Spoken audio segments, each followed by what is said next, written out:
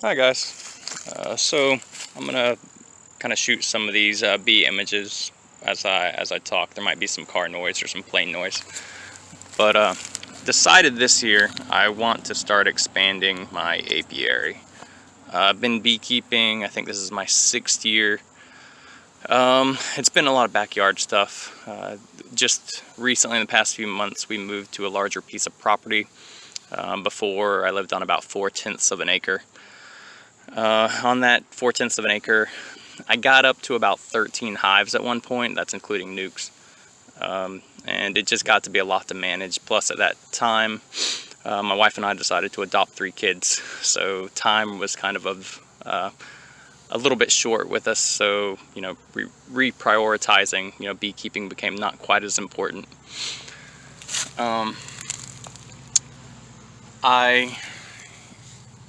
With this larger piece of property, we have in the back I call it about 3/4 of an acre that was used as a horse stall.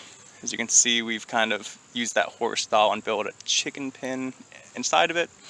We also keep I think we have about 17 chickens right now. So that's where they're at. So it's a decent size, I don't know if you'd call it a corral or pasture. But so that's the plan. Anyway, I want to expand it, but I also want to get something that can and will kind of do some management on this in this pasture. I've always wanted alpacas. So my goal this year is to see if my beekeeping can pretty much make up the expense of buying alpacas. I have 4 hives currently, and the first couple hives I kind of shot a little bit were top bar hives. So right now I have 2 Langstroths and 2 top bars going. When I first started beekeeping, I wanted to do it cheap. That tends to be my method of doing things. I found out how to build a top bar hive out of a backyard gardening book. So I went that method. It's fairly cheap, and I have the basic tools and basic knowledge on it. So I got to the point before lumber prices went up because of COVID. I could build 3 of these. Actually, though, this one uses the 1x12. These that use the 2x12. I could build 3 of those for about $80. I think 20 of it was in the flashing that I used as a roof. So that was how I was going. The issues with the top bars is, you won't get quite as much honey, and that's been my experience. The bees do great in it. For some reason, they just don't store up the honey, and when they do, it's fatter combs, so you have to be more careful about cross-combing. Langstroths have always been my preferred way of getting honey. But this year, I think I want to, like I said, start splitting. So I'm going to start mainly with these Langstroths. So it's into January now. In the past I've split, and I live in Northeast Florida.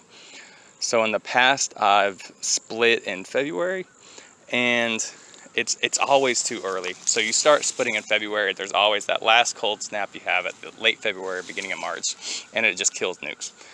I haven't had great experiences. So this year I'm gonna kind of build them up, let them get pretty big. March, I'm gonna keep an eye on swarming, and if they're not looking like they're gonna be swarming, and I do some checkerboarding late in March or late in February, I'll probably do some splitting. All right, so the end goal is to be able to fund the alpacas I want. So plan is, I got a couple things in mind. One is obviously to split and gain more. I would like about 10 production hives, and I would like to possibly sell some nukes on top of that. Doing that, I'll do some splits once I feel like the weather is warm enough and I'm confident that I'm not going to lose them. And I would also like to build some swarm traps, which I've had some success with in the past, and I love these orientation flights. That is one of the best parts, I think, about being a beekeeper is just seeing them kind of fly around, do their business, figure out where their hive is, and get back. But I'm easily sidetracked. So the production, like I said, 10 production hives, sell some nukes, catch some swarms.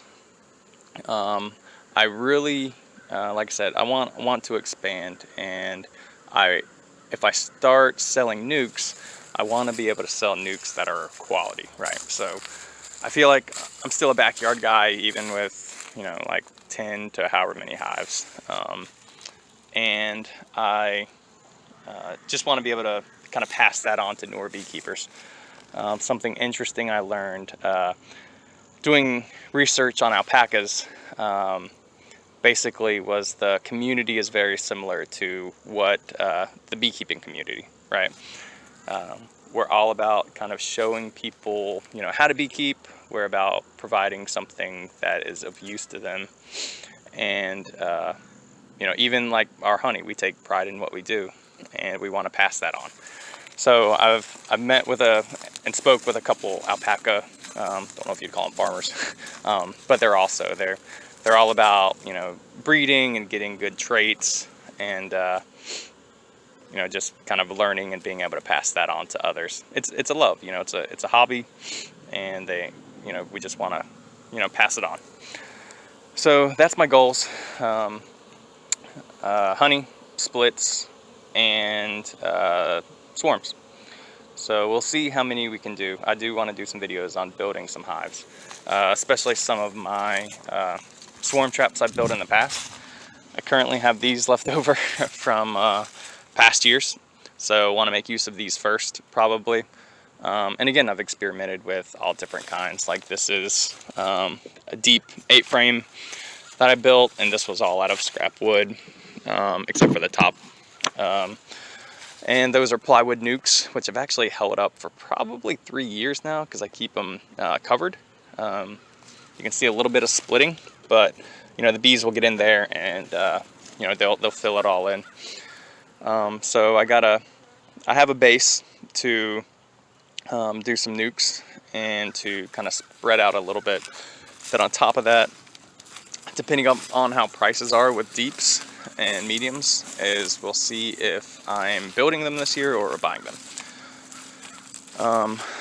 Swarm traps will probably be a version of my top bar hives, just probably a cut down version I can hang from a tree, because it's you know, I've done research on swarm traps, and I'll probably, you know, talk about that in a little bit later on, and go into more detail on what swarm traps work.